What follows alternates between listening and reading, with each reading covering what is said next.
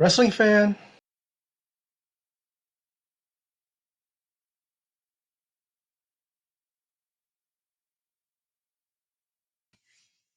The Dark Side of the Ring, Season 1, Episode 3, The Life and Death of Bruiser Brody. This is a man who, during this time, was involved in some of the most violent, brutal, bloody matches that anyone has ever seen a pro wrestler ever do in the ring. This is a man that wrestled in World Class Championship Wrestling. Those of you who remember that promotion that had such wrestlers, legends at this point, you had, you had One Man Gang, you had the Von Erichs, and you had Bruiser Brody. Bruiser Brody was in a number of promotions. He was in the WWF. He was as the Mass Marauder. He even challenged Bruno Sammartino to the for the WWF title, and he also was in All Japan Pro Wrestling. And to this day, he is heralded as a hero, as a legend, and someone who everybody looks at and remembers fondly. A true legend in that country. But he met his death, in the locker room, in the showers, from a man known as Invader One, and he stabbed him twice with a knife that was so sharp that when Tony Atlas, who was the witness to that murder, went to pull him away because he saw this wrestler with a knife in the air, and when he pulled him away, he came down with a knife and he cut off the ponytail of Bruiser Brody. You imagine how sharp a knife has to be in order to just slice through hair. Now, hair is very thin, but you usually would have to do a little sawing motion to cut hair, right? And he just said it went right through. He wrestled in Carlos Colon's promotion in Puerto Rico at the time, and what they showed in this episode is how not only Carlos Colon but another cohort of his, along with Invader One, pretty much seemingly like they covered up the murder. When it came time to prosecute the wrestler that killed him, that killed Bruiser Brody, there was no witnesses. There was no other people to testify because guys like Dutch Mantel and even Tony Atlas, they did. Well, Tony Atlas wasn't even. He wasn't even notified, and Dutch Mantel received a summons like a week later, and the verdict was already handed down.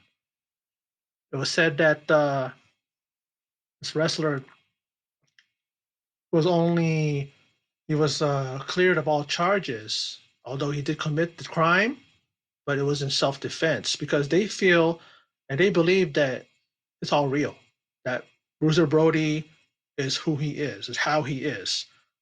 He is that bloodthirsty, violent, kind of a man, when he was just like that when it came to his character. From the beginning of this episode to the end, we are told the story of a man who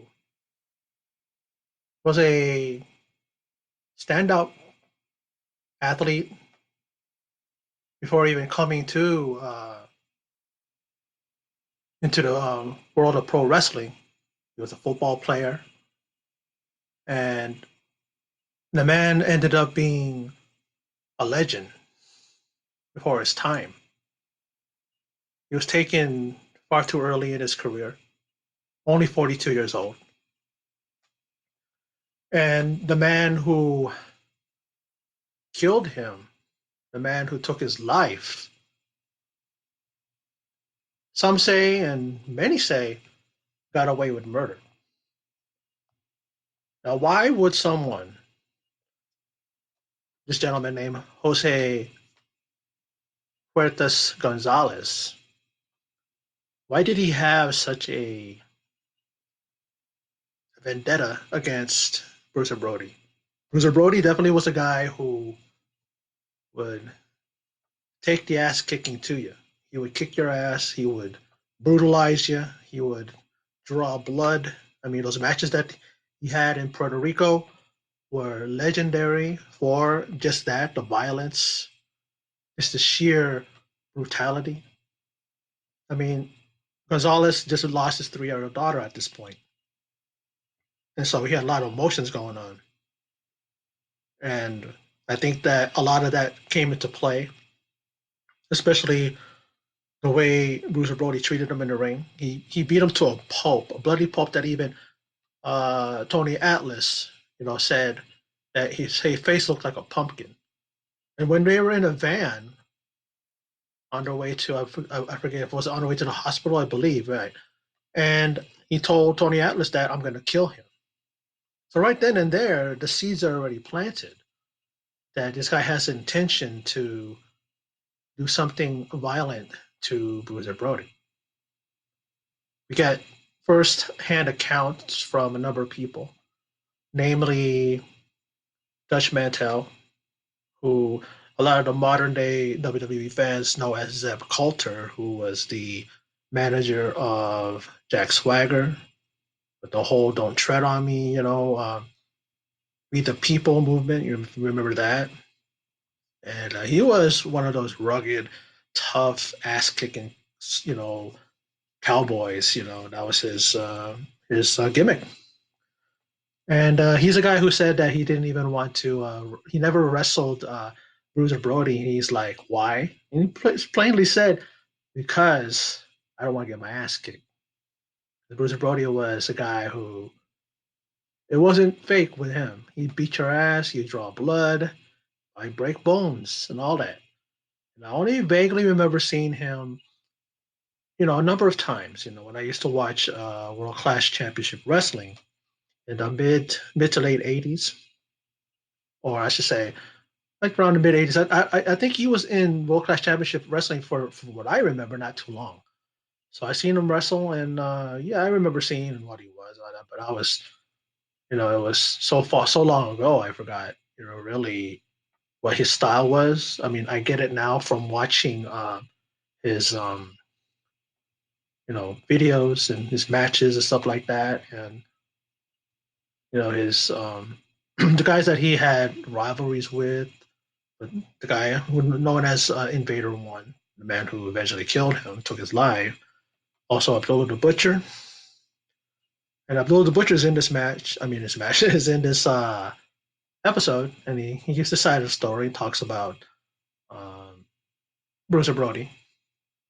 Even Mick Foley, who narrates this episode, talked about how he always wanted to wrestle Bruiser Brody. That's the one person that he wished he had the opportunity to wrestle. And he definitely would have wrestled him because Bruiser Brody was quite young still in '87, '88, around that time that he passed away. He was only 42, very young. So we definitely could have seen him, wrestle Mick Foley. But it's truly a tragedy how he was killed. We never know what it was that made Gonzalez, Invader One, made him just lose it and go beyond the point of no return and stabbing Bruiser Brody to death. It took like two stabbings. He stabbed him only twice, and that was all it took. From what they said in here, he had his liver, sliced, and the wound was so bad. I don't know if it was the second or the other wound or the one that sliced his liver, but he said his intestines. I mean, Tony Atlas said his intestines were coming out, and all along he had the picture of his son in his hand because he wanted prior to the stabbing. he wanted Tony Atlas to draw a picture of his son because Tony Atlas is a very talented artist. It shows it in here. Even at the end of this episode, he's drawing Bruce Brody, and such a talent, and such an amazing guy, incredible friend that he was to Bruiser. Right there with him when Bruiser Brody probably felt that he was no longer going to be alive, he's going to be dying soon. He could probably feel the life draining out of him. And he asked Bruiser, Bruiser asked him pretty much to tell his wife he loved him. And, and Tony Atlas said that I'm not leaving your side, brother. I'm going to be right there, right there by you, and to make sure everything's all right. And this guy is the one who pretty much, when he's telling a story, you believe him. I don't believe Carlos Colon. I don't believe uh, any of the others who were with him, who pretty much conspired with him. I mean, after the whole thing happened, those guys were like congratulating each other. Him, this guy named Victor, and then that guy Jose Gonzalez. They're like, congratulating each other on a great evening of wrestling. Tony Atlas comes in, he's pissed, he sees them laughing and stuff like that, throws a chair across the ring. I'm pretty sure he wanted to beat the crap out of all of them. He pretty much said that Jose's the one that killed him.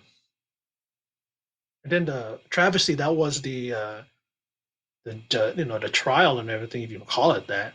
They didn't even send Dutch Mantel's summons in time. It was like he came like a week later after the thing was already verdict was already in, and then Tony Atlas didn't even get notified.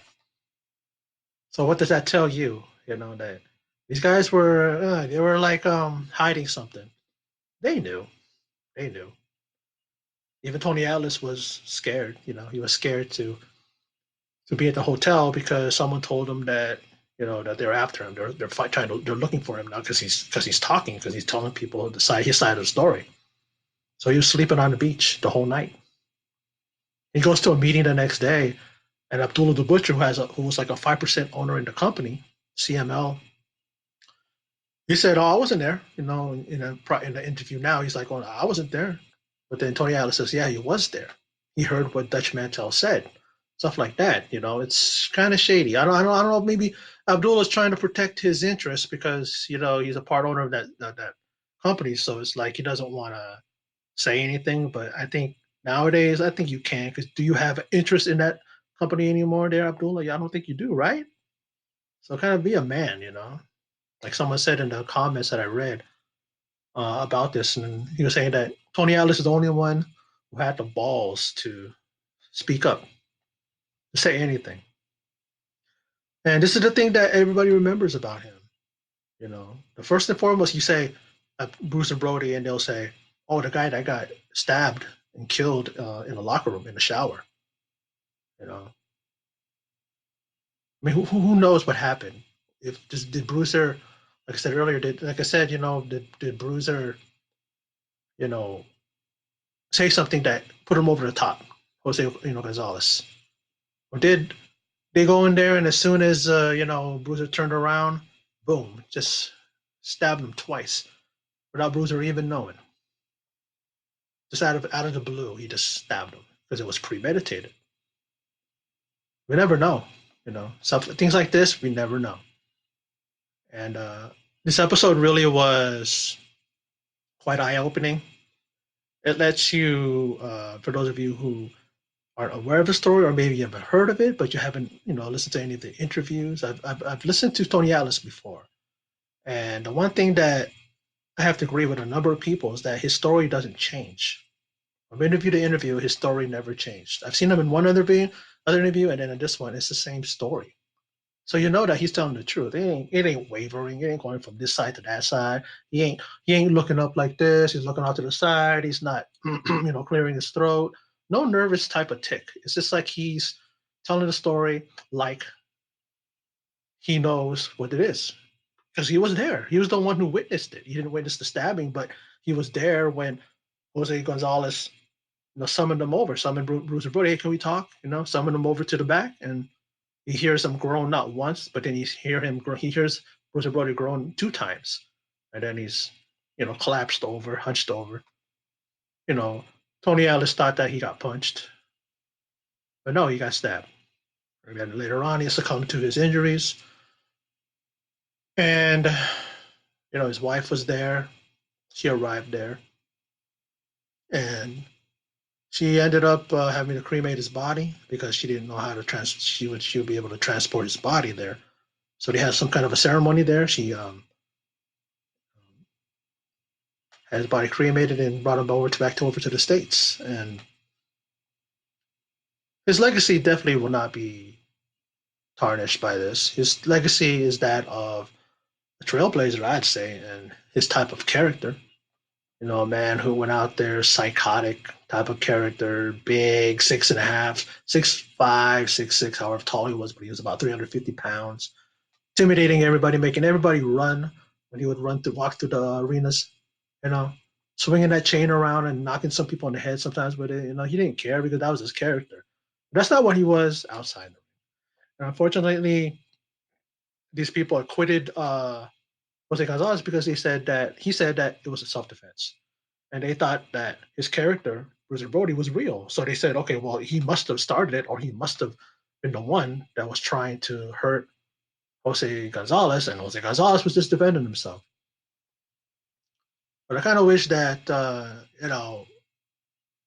some better outcome would have been for this thing, and that he should have been able to be just the guy, just convicted of the crime, because he had said to Tony Atlas that I'm going to kill him regarding to Bruiser Brody.